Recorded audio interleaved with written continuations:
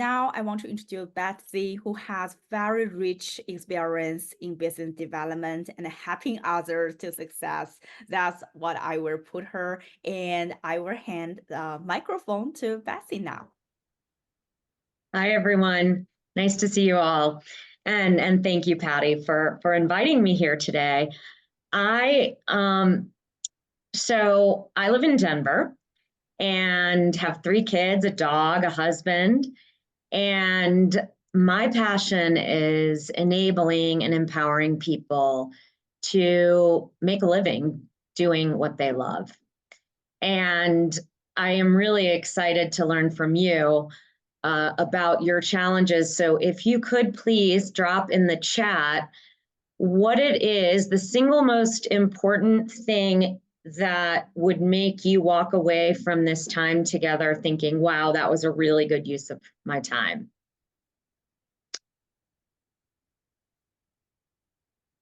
Well, I can say 2 or 3 new ideas about where to sell my art. Well, that was Something I haven't easy. done. Great, Yeah, that was great. easy. And then I'd like to also introduce my friend Ann Reedy, who I have most recently worked with. She is literally the person in this world that I think knows the very most about the art world. She is an art advisor and helps individual art collectors and buyers along with corporate real estate developers to place art in their buildings, which is another interesting way to sell. So I want to give Anne a chance to introduce herself, tell her story a little bit. But first, I just want to talk to you about what it is that I want to go through here today with you from a business development perspective.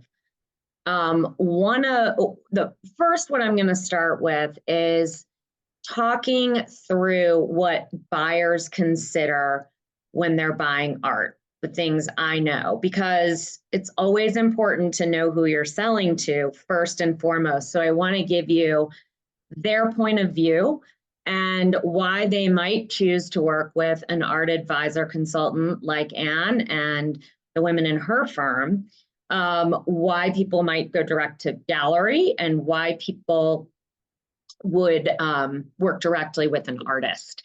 And then, of course, there are all kinds of emerging technology platforms, which I know Patty can speak to more than I can, but hopefully she'll have a chance to do that.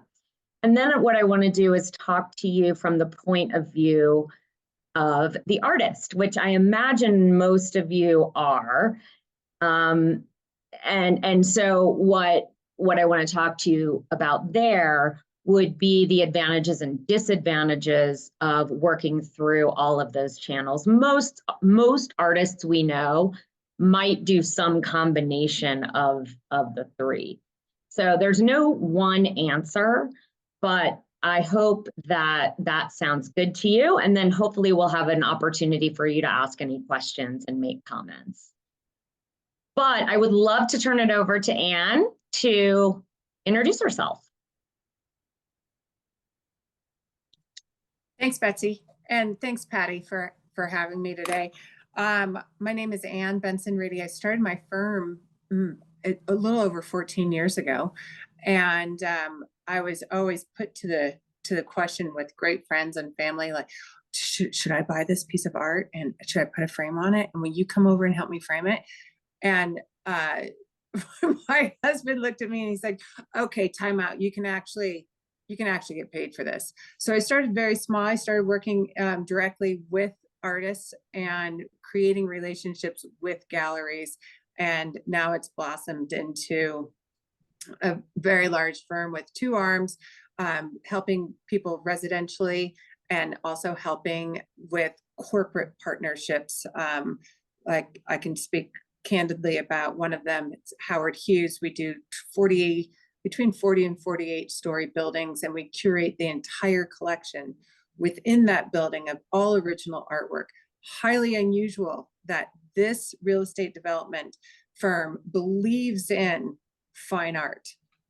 Love it. And I have sold myself to the sense that I will never, quote, sell a widget. I'm not going to sell posters. I'm going to do small licensed agreements with artists that have maybe a total edition of 10 and working directly with the artist. So we are very privileged to be working with people like you who are creating art, who are welcome to new ideas, welcome to a conversation about a specific commission. And we thrive on that, actually. We really thrive on direct to artist conversations. Not to say that we don't do it with galleries, but it brings a different, it just brings a different conversation going through another person. But that's a little bit about myself. I do, like Betsy, I have 4 kids and a great husband and dogs and birds and all that. But what brings me great joy is watching an artist become incredibly not only creative and comfortable in their own skin in their creation, but having their artwork be seen by many, and by many within a home, or by many within a public space, or in a corporate atmosphere. Love my job. I love making people weak in the knees when they see their art, when they see their newly purchased artwork. And I just want to thank you all for taking the leap and following your heart, following your path, and creating. You guys make my job easy. So thank you. Hopefully, Betsy, let me know if you guys have additional questions about what I do. I can talk about licensing agreements. I can talk about contracts for commissions. I can talk about all kinds of things that a lot of people don't know. When they see the end product of a picture on the wall, they don't know the back end of what goes into that. Happy to walk through the system that we have created. Great. Thanks, Anne. Patty, do you want me to just go ahead and start us off? Yeah, sounds great. Yeah. Okay, you guys, I'm going to share my screen. Patty already practiced this with me, so I'm not going to mess it up, I hope. Okay. I'm also going to refer to my notes a little bit. My memory is not what it used to be. Are you guys seeing it? Yeah, we're good? Okay. So as you can see here, I have underlined the word you, because what I am hoping to do today, and what I'm going to ask Anne to help me with as I go, is to show you what I know about what's out there and what your options are. And so that will be up to you then to think about leveraging your strengths, what you love, the opportunities that are available to you, and design some kind of a strategy, simple. I always like to keep it simple, to get your work out there. So as I mentioned, first I want to talk about what I've learned in terms of thinking about a buyer. And the first thing I want to talk about is why people would choose to work through a firm like Anne's. There are many different kinds all over the country that might specialize in different areas of art. The reason that people work with art consultants is really just to have someone who knows the ins and outs of the art world. They understand how people think and like to buy. And I think it's great for people who just don't have a lot of time. It just really they vet, right? So like Anne will sit down and talk to whoever it is she's working with and learn all about them. And that way, when she presents them with art options for a specific location, she really gets them and what they're trying to achieve. And to be clear, art advisors are client-centered. They are advocates for their clients. And at the same time, most of them are passionate about art and want to make sure that artists are making, are pricing fairly, that they are getting compensated well for the work that they do. Another thing that I want to mention is there are many corporate real estate developers that work with art consultants. In fact, that's quite common. And I think that's something that is really valuable to them, because they're doing a million different kinds of things. They're trying to get a building into the ground. And so they really put a lot of trust in their art advisors. Does anyone have any questions about this slide? Okay. So next, I want to talk with buyers who work directly with galleries. So as you all, I'm sure know, galleries really are agents for the artists that they select. And so if there is a particular gallery that a buyer really trusts and has the sort of look and feel, they walk in there and they feel great about any artist that the gallerist selects, then that would be a reason that they might choose to work with a gallery.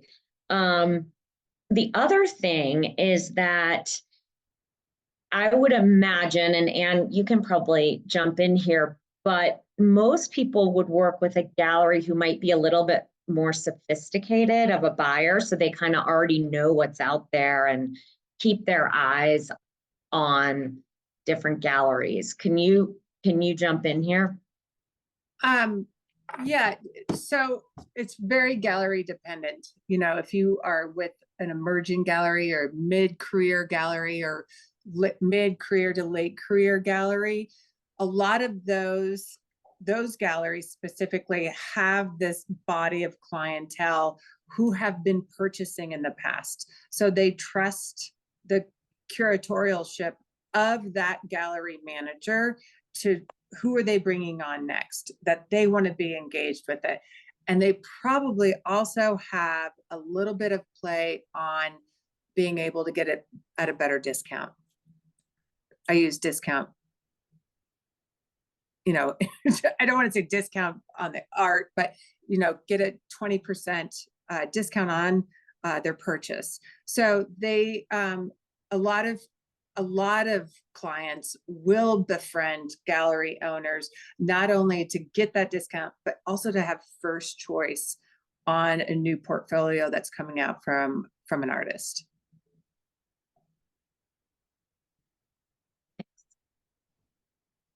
Does that help, Betsy? Yes, of course. Sometimes I'm like a collector with these galleries. They want me to see their artwork first. They want me to be able to place it first. It's the same thing with their clientele. They're going to make sure that they see the first thing coming out in January. Where are you now in terms of your production?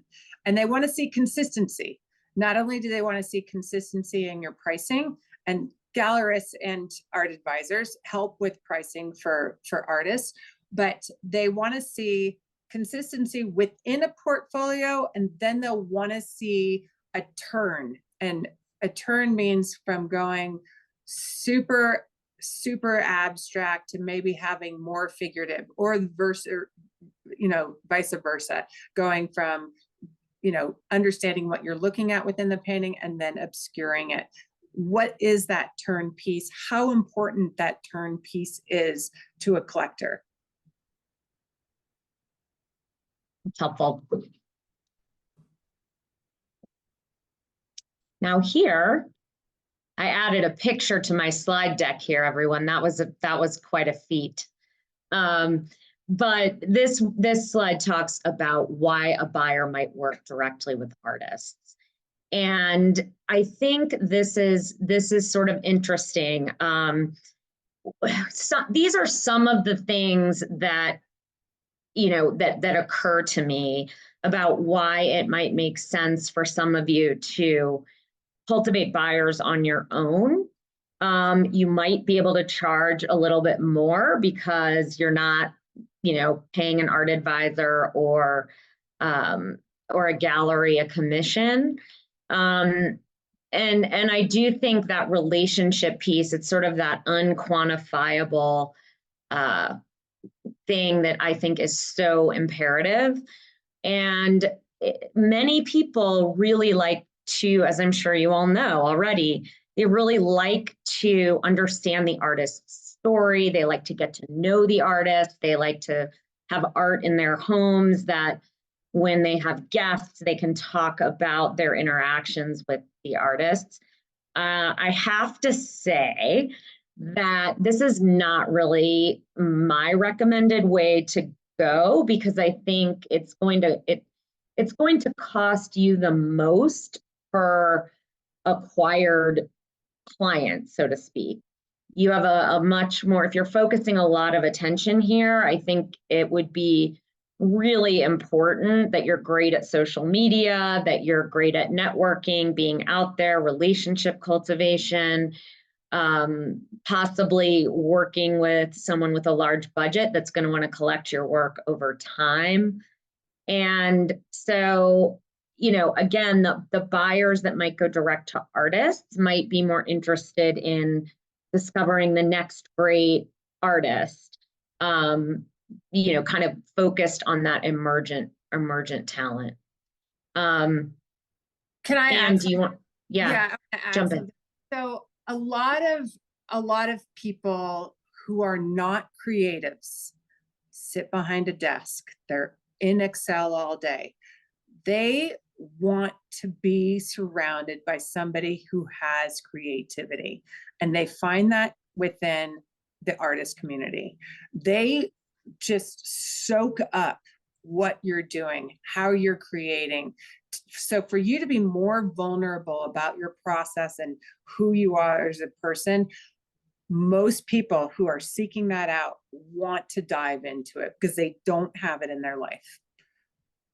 It's very simple. They grass is always greener. You know, I want to know what you're doing so I can get filled up by it, so I can be educated by it.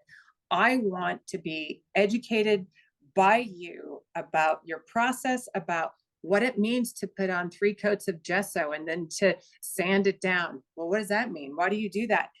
Tell them why you do that. What's inspirational? I met with an artist 2 days ago. Boy, is he a great guy. And he walked through, as he called it, this went through an uncoupling, and he walked through what colors spoke to him and how that fed his soul to go through the grieving process of losing his spouse. So, I mean, what could be better than that, than understanding the vulnerability of an artist and how they created that story, and that narrative turns people on. Yeah.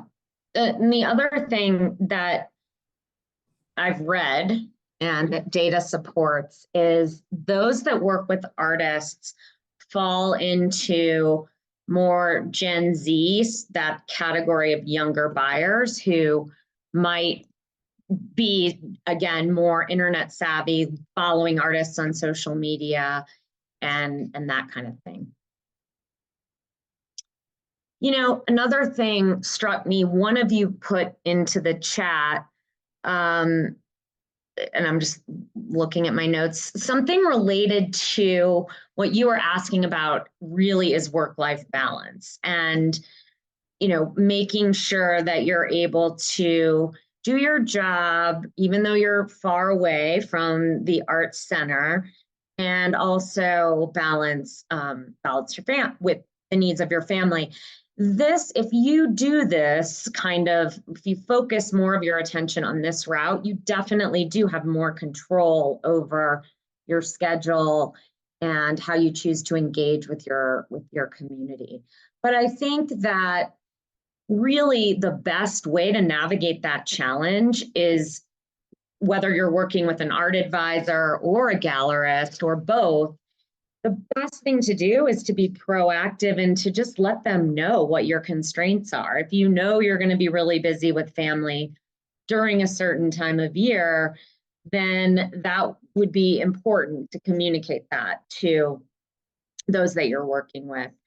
And the other thing is that when, you said you're 30 miles away, and I think that that's okay. I think that kind of adds to your allure. So if you can capitalize on that and, get involved with online communities, maybe make it a goal to get into that cultural center once a month, and make sure that that particular, interaction with the arts community is valuable, that maybe that you're going to an event where potential collectors are, that you're joining an association, that you're on a board.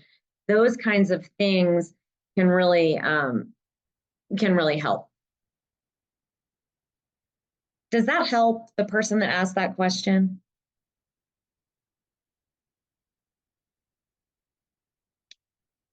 That's okay, you don't have to answer. So you got a thumbs up, Betsy, on that. Oh, okay.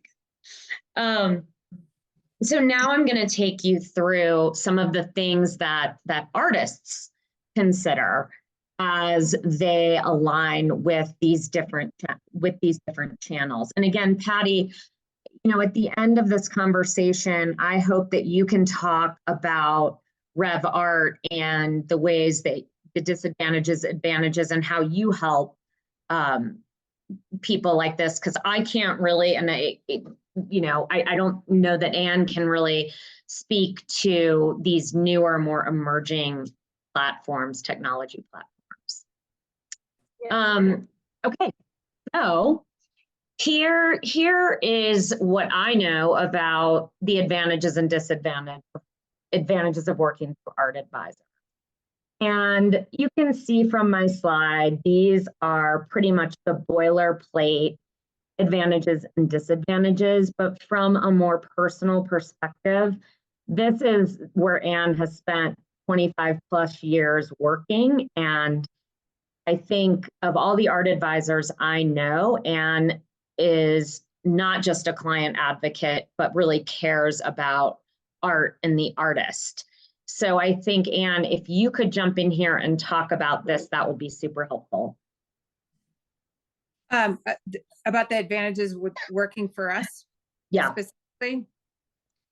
Well, not to sound like it's easy, but we're really good listeners.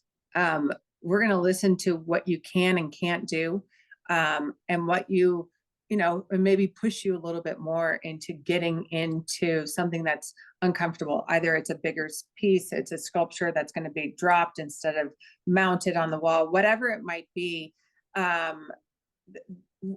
We're going to be your advocate all the way through. So, and as I mean, the favorite thing about almost, if you ask any of the artists that we work with directly, we pay on time. Okay. It's a deal in the art world when you get paid and how you get paid. We're very upfront with payment and how payments go in increments. If I'm doing a year-long commission for, a $500,000 sculpture, we're going to give a certain amount at the beginning and then increments all the way through until completion. That's really important. Knowing all of those deadlines and being on top of it, we help that artist make sure that they are successful. I mean, I'm setting up artists to win. That's my game. Not only do I want them to win, but I want my end user, the client, to win as well. There is I'm looking at Betsy's slide here in terms of reduced proceeds from sales. We work on a commission-based, trajectory with artists, anywhere from 20% to 50%, usually hovering right in between at 30%. because I am not branding. I am not doing that like a gallery does. I'm not putting together a book. I'm not adding to the quote resume. The client where it goes will, but I'm not adding exhibits. So my commission is going to be a little bit, concession, I should say, is going to be a little bit lower than a gallery's take of 50-50. But there's great hand holding. So we are the ultimate hand holders and in making sure that the artists feel successful and they feel valued. There's not a lot of us out there that that really kind of go all in and kind of all encompassing over what their need, what an artist's needs are. Like, I want to know if they're, you know, having a baby and things are going to be tight or whatever, I'm going to make sure that they are, that I hear them, and B, that I'm going to propel them into a different payment bracket if they need that, or to have that time off from, you know, executing a project, a commission. So, but I just saw one of the chats that just came up that said, do I work with emerging artists? 100% I work with emerging artists. So how we usually, Betsy, do you want me to talk about this? Like how we bring on an emerging artist? So what we usually do is do a studio visit if we can. If not, then we'll do a Teams or a Zoom discussion with my team here at ABR. And we'll go through their portfolio. We'll understand a little bit more about who they are. And then we'll put together, they usually put together a deck for us, a deck of all their artwork. And if they need assistance with creating their tombstone, we can help them create their tombstone. And also that goes with the consistency of pricing. So pricing is a really key component for an artist to win. I mean, no one feels very good if somebody hears, well, I got that for 5,000, and the other person's like, well, God, I had to buy it for 7,500. You got to be consistent, because you don't want that black mark next to your name as they give more favors to this person than that person. So I make sure that that's always very clear, very concise from the beginning. And so that's one thing, so that we bring on our artists. And then what we do, we populate them in our decks for all of our clients. Like right now, I think we have about 33 active private residential clients that are purchasing. And then we have multiple corporate clients that we're using. So we populate decks of where these pictures, these pieces could go. And then we give artists a full understanding of what has been done. We should probably do a little bit more regularly than we do. But anywhere between 4 and 8 weeks, understanding where their art is and who has seen it is a really, really important factor for artists. Thanks, Anne. That's super helpful. I hope that this gives you also a perspective on the questions you should ask when you're talking with art advisors, because I can attest to the fact that they're not all as ethical as ABR and Associates. So definitely make sure that you have clear expectations from the start. And that really goes for any kind of business relationship, right? Or any relationship when people, that's when disappointment occurs, right? Whenever expectations aren't met. So definitely keep that in mind as you're talking with various art advisors. And they all offer, yeah, go ahead. Okay, Cass just said, you're right. You are right. I don't take on every artist that approaches me, but I will always look and value their work. And don't be confused. I am selling artists' artwork. However, I have been known to place artists within galleries. So I don't know if everybody could see that chat that came up, but the question was specifically, are you selling art? Are you selling artists to galleries? So I have helped place probably more than a half a dozen artists into galleries where I'm like, wow, you guys could crush it. So in that regard, I make sure in total transparency, which is a word I think, Betsy, you were kind of really close to, and just speaking about being ethical, very transparent. I will have the same concession agreement with my artists when they go and if they go to a gallery. So that relationship will maintain even if they go and start being represented by somebody else. I'm sorry, could you run that by me again, please? Yes. So Your relationship with the artist and their art and a gallery. correct. If I have a pre-existing relationship with an artist, I expect that existing relationship to travel with me, even if they become a new, going into a new gallery within their stable of artists. I will have that same access directly to the artist. So you will be taking a percentage on top of the 50% that the gallery already takes as well. Nope. So the gallery would not be engaged with my dealings with that artist. I will have a separate engagement than the artist would with the gallery. So I would remain independent from the gallery with that artist. So let's say I'm working with you and we've been crushing it for 5 years, and all of a sudden I'm like, holy cow, you need to go to Hauser and Wirth. And I'm going to introduce you to my friend who runs Hauser and Wirth. And I'm going to do this on the premise that I'm going to retain my exclusive relationship with you outside of Hauser and Wirth. In turn, I would talk to my friend Nicole, who runs Hauser and Wirth, and say, I'm retaining my relationship with this artist directly. Sometimes they're going to be like, that doesn't work for us. And sometimes they're like, you know what, that does work with us. Maybe we can have the split a little bit differently, whatever. But that is mainly what I'm looking for with an artist in terms of creating that long-lasting relationship and that longevity.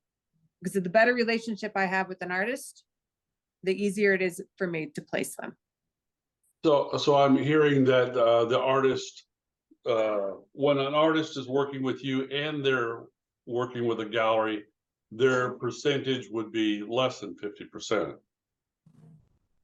Potentially, but it could potentially be different with the gallery too, because okay, there's an artist, his name is Dan Sprick. I know that his percentage with the gallery is less than 50%, way less than 50%. So it's not always 50% with the galleries. It can be fluctuating within anywhere from 20 to 50. Yeah, most galleries I've run across, it's always about 50%. Yep. But it just depends on mid-career or late career artists. Does that help, Kaz? Yeah. Right. Well, that leads us right into talking about gallery representation. And I think one thing I want to talk about here is this prestige part. I do, one thing I learned in working with ABR is that galleries are really good. The good ones are really good at vetting. And so I think that even, as you're building your career, that's a great way to get started. And you get a lot of exposure. They'll manage your business. If you don't like the business management part of selling your art, then that could be a good route to go, because they do all of that.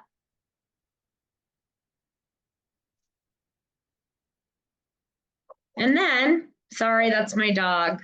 He's, what can I tell you? Working from Zoom. So this really just sums it up, that if you're going to want to do this on your own, this directly addresses the things that you're just going to want to be aware of. And I know that we only have 3 minutes left before I want to talk with, let you guys ask some questions. So I want to move into this is really my expertise in terms of business management, operations, and business development. And I think the first piece Anne talked a lot about was pricing. Make sure you're getting paid for the work you put in. I think that's really important, and getting feedback from the market, doing your research, talking with art advisors and galleries, making sure it's consistent, and be proud of your prices. If you're doing high quality work, you deserve to make the money. We always say in sales in general, walk into any meeting like you have $1 million in your pocket already. People can sense someone who might be a little desperate. And then, the diversity of income streams. And this is really what I'm talking about in terms of getting to a place where you can do exactly what you love and make money at it. Sometimes you've got to do some stuff that maybe you don't love. Maybe you want to consider teaching. Maybe you want to work with, let your, licensing agreements where you create an image and a client, particularly in the corporate real estate area, might want to have license to reproduce the image. So thinking about that. And then talking about building your brand. I sort of hate to use that word because it sounds very commercial, but really just what that means is refining your story and making yourself stand out. Anne mentioned earlier going on these studio visits and really getting to know the artist and their motivation. I think having that story is really compelling. And then relationships, they really do matter. So this would be a long time, sort of an ongoing kind of a goal to make sure you're cultivating those kinds of relationships in your communities.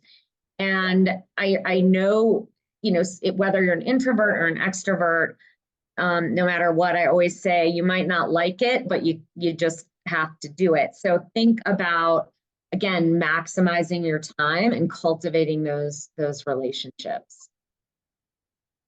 And then finally, these are really the 5 most important pieces of business advice that I have. And I want to emphasize the first one, which is be curious. People always say in any sales conversation, you should plan to do 30% of the talking and let your client or stakeholder do 70%. You want to learn as much as you can about them. Frankly, nobody really wants to hear about you. People love to talk about themselves. So let them do that and make sure that you're not, that you're present and that you're having an authentic conversation, because when you customize your story in conversation, you're going to want to take your story and align it with what they've said interests them, right? Like you don't want to, if you go buy a TV, right? And you go in and you know nothing about TVs and you're in a hurry and all you want to do is buy a TV that works. And so you go in and you say, here's my budget, this is what I want. And the guy like feature and benefits you to death and is telling you this and that. Aren't you just sort of like, I don't care, I trust you, I'm going to buy it. So, don't overdo it. Don't keep talking. If they say they want to buy it, let them buy it.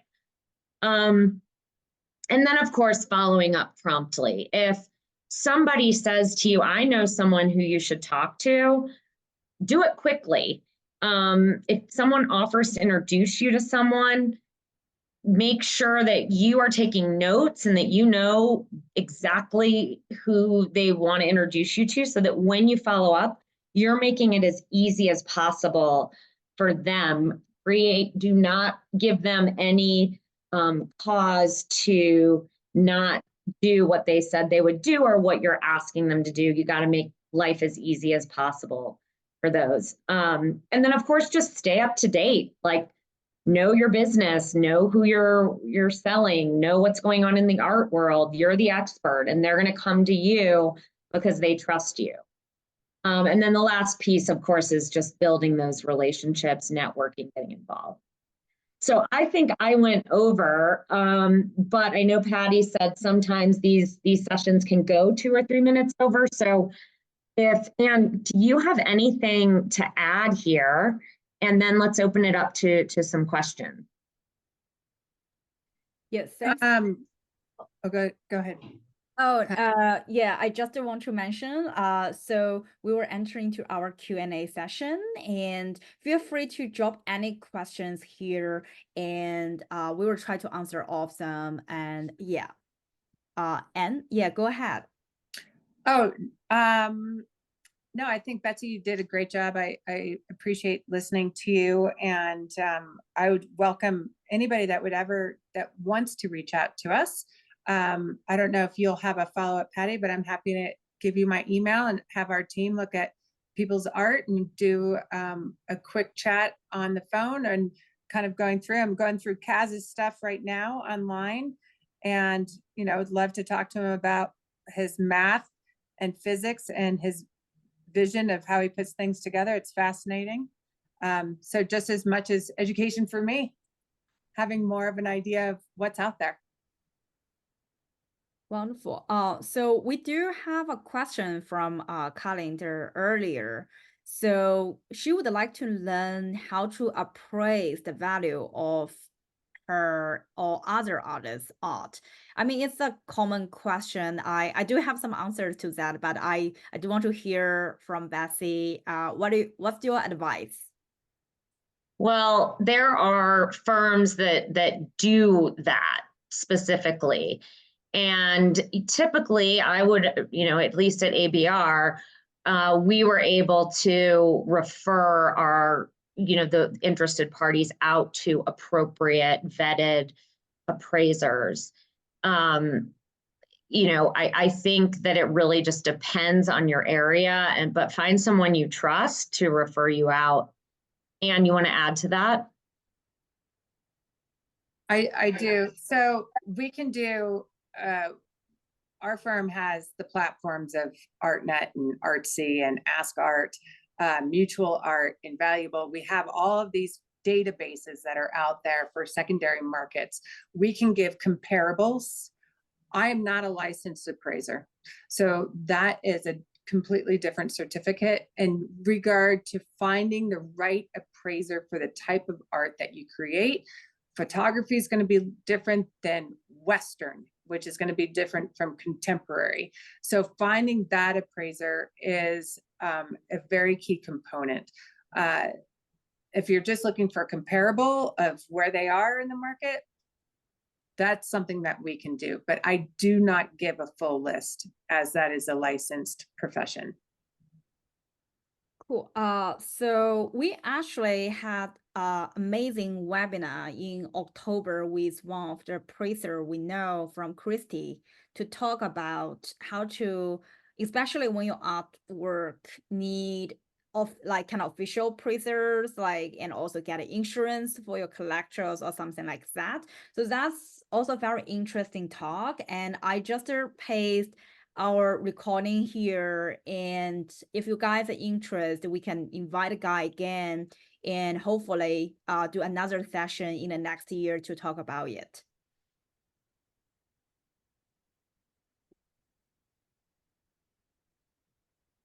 Yes, so while we're waiting for questions from artists, and so I do prepare some questions I've been asked by artists all the time, and we do receive sometimes like frustration email from artists. They try to approach and apply for the galleries or agents, but they receive a lot of rejections. No one likes rejections. And so what's your advice to them, like what they should do next? I can talk about that from a sales perspective.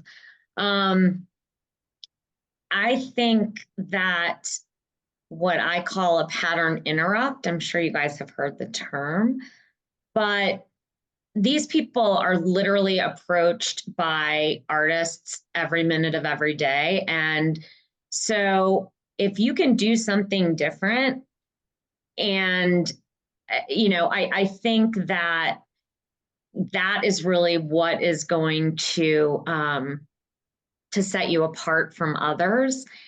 And listening to them, like, what do they, if they do reject you, go ask them for feedback and help them, that maybe they can help you understand why you aren't a good fit for them.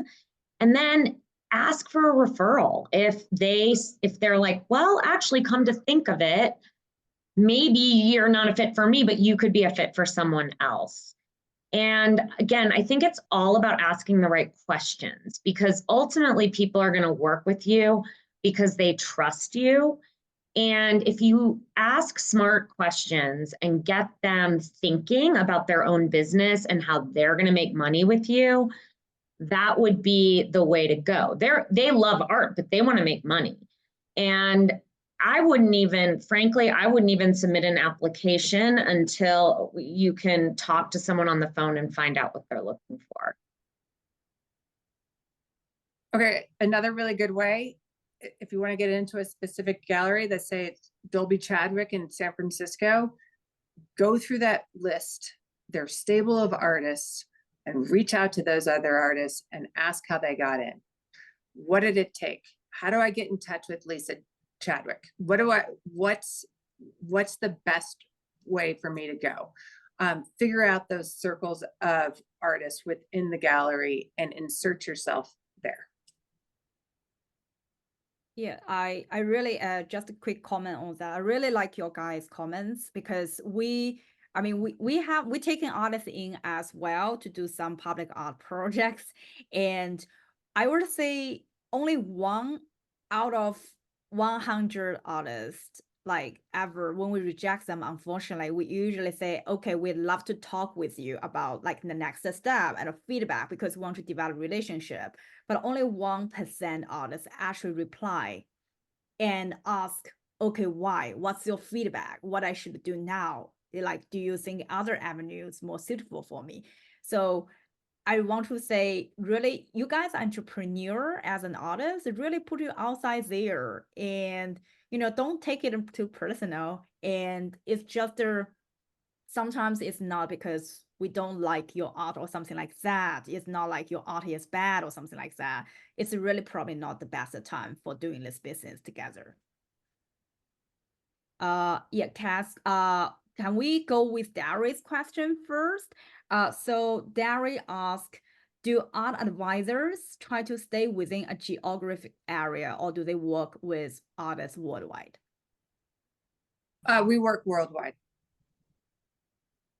Yeah, I mean, some of my clients here that in Denver, they want to really base their collection off of a regional sensibility and really supporting their community of where they live and work.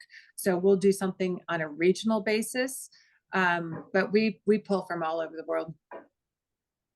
Yeah.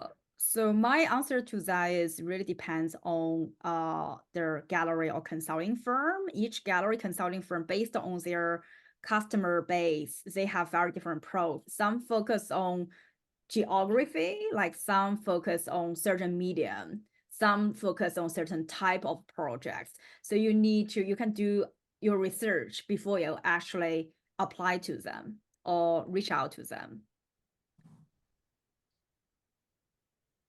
Okay, Cass. I was just going to add, my experience is that these galleries, always the gallery owner or the directors have a vision of what they like. And if your work fits in with what they like, you've got a better chance. I mean, you don't want to go to a Southwestern art gallery if you're doing conceptual art or something. You're going to find that you've got to find a gallery that matches your cultural vision with the gallery owner's cultural vision. I mean, that's And I'm just ask if you guys agree with me on that. Oh, I totally agree with you on that. Yeah. But as to what Betsy was saying earlier, these galleries all know each other. A large portion of them are intermixed. And even if you have a friend or somebody at the Southwest Gallery and you're trying to figure out, where's the best conceptual art gallery that I should take a look at, that gallerist is probably going to know.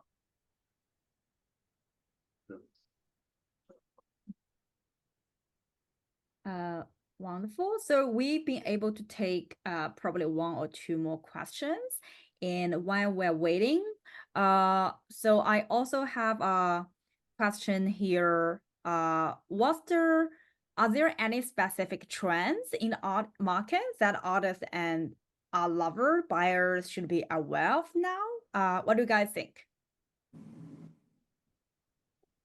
Anything that's happening right now? Well, our contemporary market is still crazy strong. However, everything's gone a little soft. So if you look at Sotheby's and Christie's over the last couple of months, they only got 139 million for that Picasso, where they were aiming for 179. So they're 40 million under. But obviously that's a different market than what we're talking about. I think the emerging market, people will always be interested in something new, something that's gaining great, a snowball effect. Like they want to be engaged in that. So I kind of see that the art market is two different tiers. So first you've got this tier of, I'm going to go out and buy a Pollock and a Rothko and a Frankenthaler. And then you've got the people that are like, you know what, I've got $20,000 to spend. I'm willing to roll the dice and I'm going into an emerging artist. Those are, I love these people, the courage, the courage that it takes to do something new. But in terms of looking at what's really hot right now, I mean, I think sculpture is really hot right now. People looking at sculpture, and it's a very hard, it's a very hard thing to understand and to learn about. And I feel like I have a lot of clients that are really engaging with their outside areas. I'm not sure if it's come from COVID that they're spending more time outside, but their outside landscape is really important to them, and making sure that they have a sculpture to represent that. Betsy, what do you got? Whatever you say. That's what I always tell Anne. I'm always like, we were somewhere recently and she said, well, which one are you going to buy? And I said, whatever you tell me. She knows. And she did. She bought, and I did told her what she told me. But I do, again, that does, like, I'm just going to go ahead and say it. I happen to be partial to art advisors because I of course think that, it might be because I worked for Anne, but I don't think so. I think when you find an art advisor that you trust, they have no specific loyalty to any gallery or artist. They're really looking to place art in. They want to expose the artists. They want artists to win. So I always think it's great to talk with art advisors whenever you can. And I saw this question come in, how you determine which art advisors are best to invite to a Zoom meeting. And, I don't know. I don't really know the answer to that. I think as many art advisors as you can find. I mean, if you Google art advisors in whatever and research it, you're going to have to, I would suggest just going on LinkedIn, going online. And then when you're in these Zoom meetings, one thing that I think is crucial, you might want to collaborate with other artists and make sure that always make sure that on your Zoom label, you put your name, your full name, because as Kaz, maybe you noticed, Anne saw your full name and actually Googled your work in real time. So I think the more exposure, you could even put something like, your name and, you know, the type of art you do actually on your like, How about name. just their website? They could also just Yeah. put their, yeah, I'm Googling artists all the time. That's another thing that's really important, to have a killer website.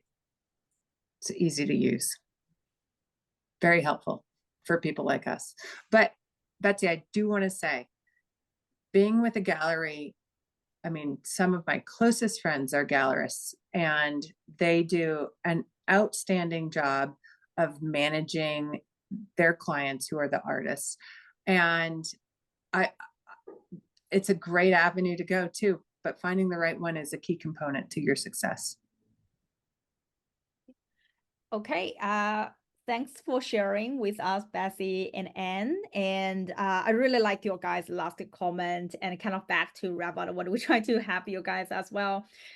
So we do have software which have artists to set up their, the portfolio, and it's in just 15 minutes, because we realize artists are not the best tech savvy person in the world, most of them. And also, like, many artists don't know how to actually to show up on top of the Google search, which we do have like SEO tools to help artists to achieve that as well. And for discovering the opportunities, finding the right person, don't forget to reach out to us or join our artist program, which we have a network of galleries and also institutions. And we were also, next year, we're going to have more conversations like this, have more like external speakers come to speak what are they looking for from the galleries and also museums. So that you can begin to understand, okay, whether this is the right place or the right person you want to get contact with. Okay, so feel free, to email us, and also shoot me a message if you want to connect with Anne, with her agency, the consulting firm. And also, if you have any, you guys should receive kind of survey from us after this event. Feel free to give us your opinions. We always try to be better and be more supportive for our artists. And so that's the end of our today's webinar. And thanks everyone for joining us. Happy holidays.